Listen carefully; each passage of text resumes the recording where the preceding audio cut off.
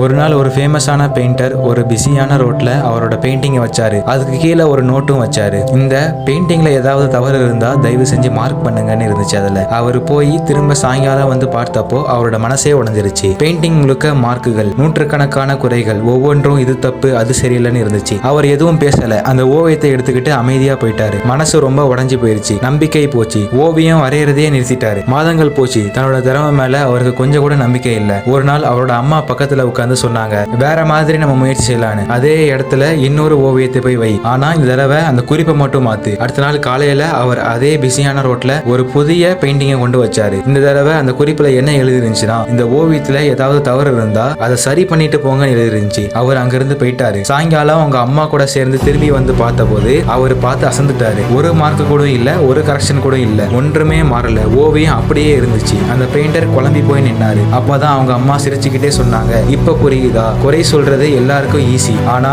அது சரி பண்ற தைரியம், அறிவு, திறமை அது ரொம்ப கொஞ்சம் பேருக்கு தான் இருக்கு. யாரோ சொல்ற கருத்து உன்னை உடைக்குதுன்னா முன்னாடியே ஒரு கேள்வி உன்னையே கேள், அவர்களுக்கு இதை விட நல்லா செய்ய தெரியுமா, அல்லது அவர்கள் முயற்சி கூட பண்ணுவாங்களா? அதுக்கான பதில் நோனா. நீ வரையதை நிறுத்தாத, நீ முயற்சி செஞ்சுக்கிட்டே இரு, உனக்கான வெற்றி உன்னை தேடி வரும்.